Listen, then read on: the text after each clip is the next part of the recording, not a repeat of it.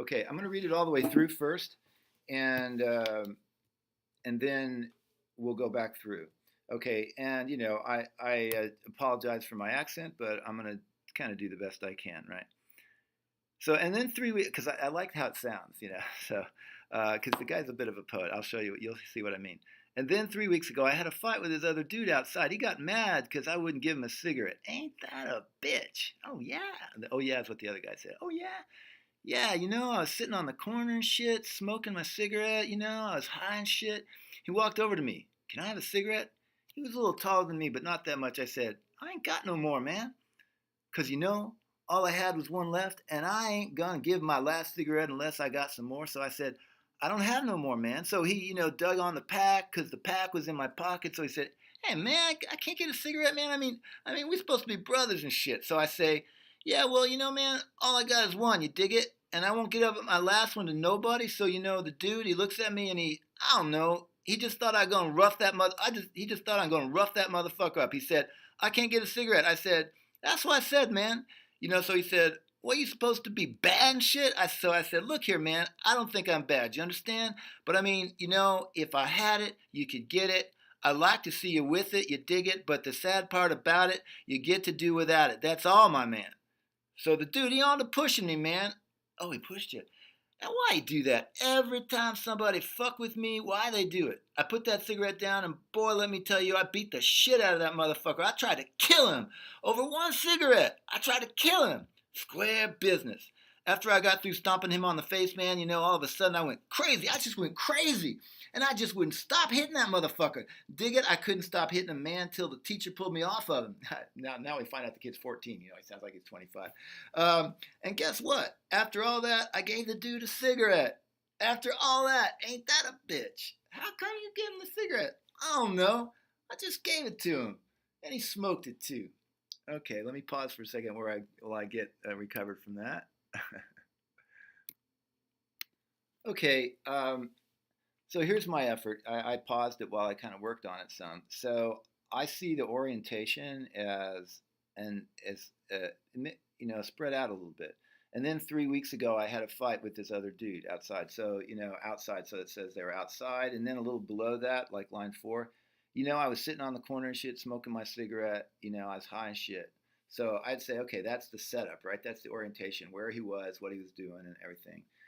The abstract, I think, comes like in line 2 when he says, he got mad because I wouldn't give him a cigarette. So that doesn't tell us the whole story. It doesn't tell us yet that he beat the shit out of him, but he says he got mad. So we know how the story began, or what the situation, the setting, if you will, of the story. That's the orientation, where, who, where, what, and when, kind of. And then the abstract is sort of almost like a pre-summary of this is what's going to happen. It's easy enough probably to leave the abstract out, and I don't think it always has everything in it. But that gives us an idea. So we know where the story's kind of headed, and we know what the setting is. And then I would say most of the middle part is the complicating action, basically the confrontation. So when he says, Can I have a cigarette? And now he was a little taller than me, but not much. I said no. So now we got the conflict. The conflict escalates. So I would call that the complicating action. And then the resolution. There, I'm not always 100% sure. I want to say maybe it's when he finished beating him up, because I do say that I have a little bit of trouble telling the difference between a resolution and a coda. Though this guy is a very good storyteller, because what's cool is I guess I'm going to call the coda the part where he says that after he beat the shit out of him, he gave him a cigarette and the guy smoked it. To me, that's even more than just, it's kind of on a deep level, I think, in evaluation, because it actually, I think that's to anticipate, I think that's what do you call it, a character contest.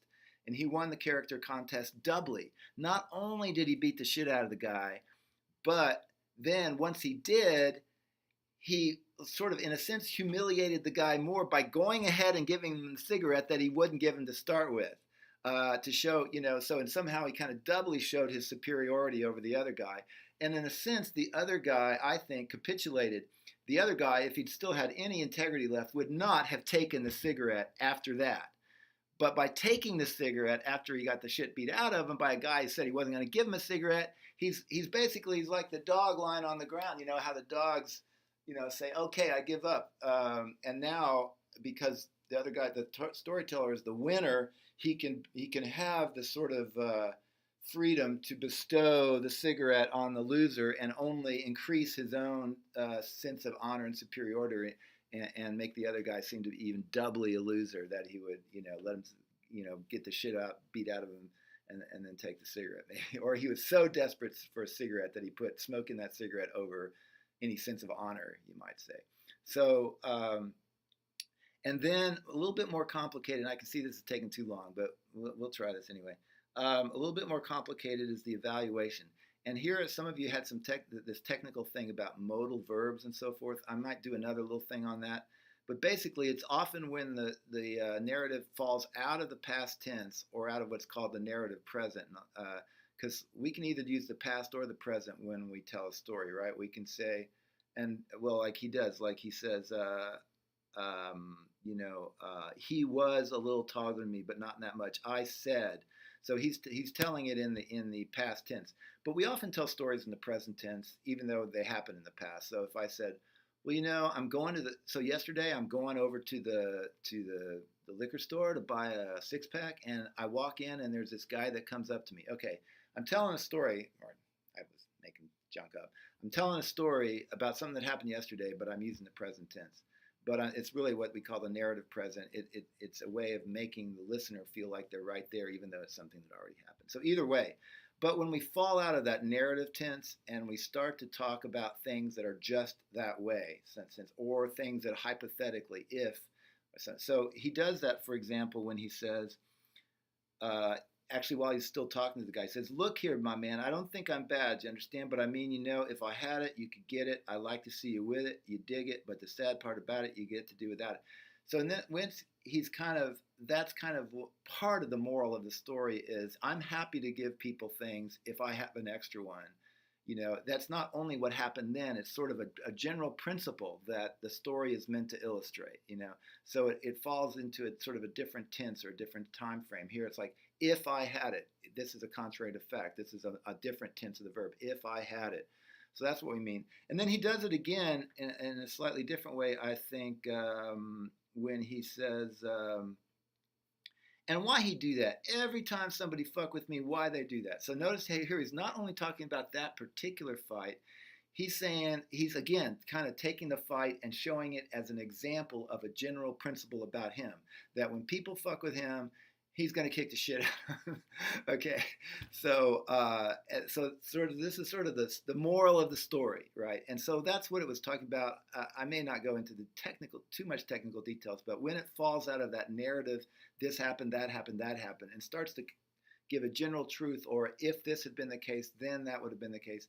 Then we're probably getting to the evaluation, which is like the moral of the story, or the point of the story, or why this is worth telling, And so that's the evaluation, and I know a lot of you had some questions about that. I better stop there because this is already way too long. It's like 15 minutes long. But I hope that helps you a little bit with that first section. So stay tuned. I'm going to do another one on Journal 2.